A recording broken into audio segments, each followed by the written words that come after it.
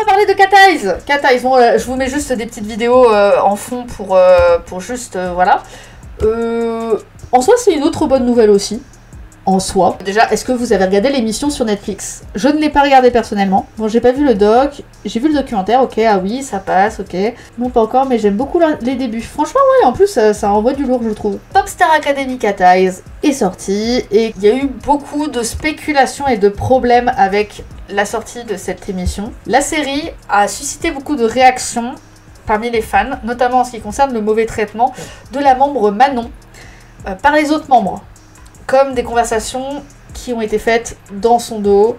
Et en fait, globalement, il montre ça en fait. Il montre beaucoup de... Ça faisait un peu télé-réalité sur certains points. Dans la tourmente médiatique de tout ce truc-là, de tout ce bail, certains fans ont estimé que Manon avait été maltraitée et que Lara avait à tort identifié comme une source potentielle de conflit.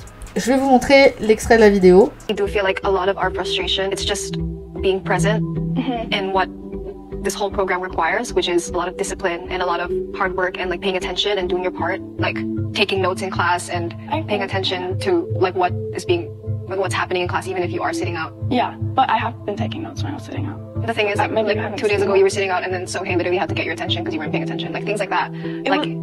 I know. 그 아티스트들이 왜 무대 위에서 어떤 거를 왜 하는지 연구를 하는 것도 중요하고 되게 단면적으로 보이는 거를 카피하려고 하면 안 되고 진짜로 They need this level of for tomorrow, so you can be done for today, okay? 네.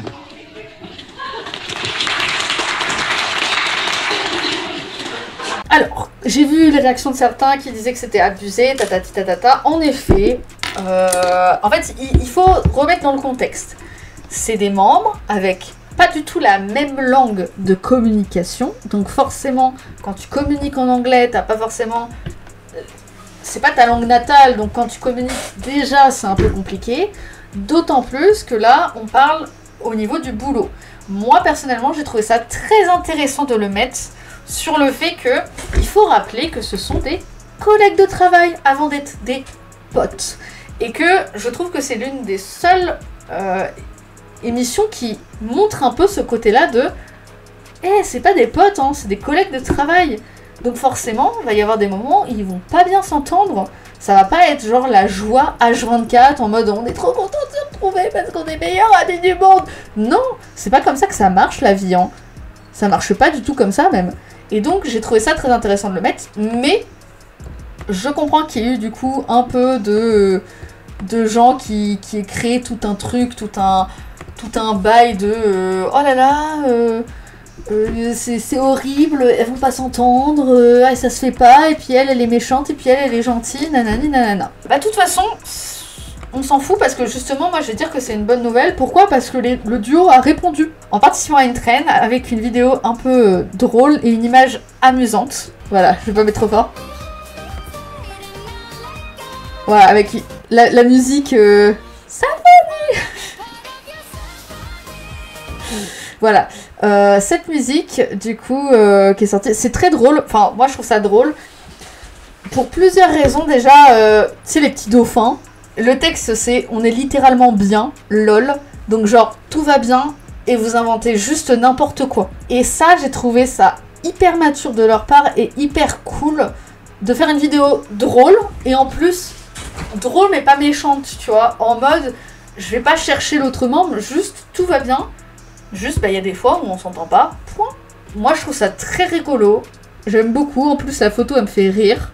En fait je peux comprendre que les gens sous-entendent des trucs parce que la façon dont ça a été fait n'était pas folle, mais d'un autre côté je me dis si tu veux montrer l'envers du décor d'une émission ou de quelque chose, bah faut aussi montrer ce genre de truc là, et je trouve que c'est intéressant de montrer les disputes et de montrer que bah, parfois en fait il faut parler, et parfois en fait c'est ça qui est fou, c'est que les fans ils se disent ah non mais c'est elle qui entend, mais tu sais pas, t'étais pas avec elle à ce moment là, peut-être qu'à ce moment là ce que t'as vu c'est juste un moment filmé, mais t'as pas vu tout le moment.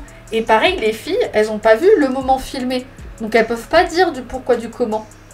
Et donc c'est important de revenir sur le sujet, et je trouvais ça très important. Enfin la vidéo, j'ai trouvé très drôle, et voilà, je trouvais ça sympa.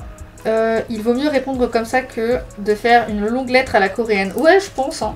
Je pense, et puis même, ça montre à quel point c'est débile de créer des trucs nuls comme ça.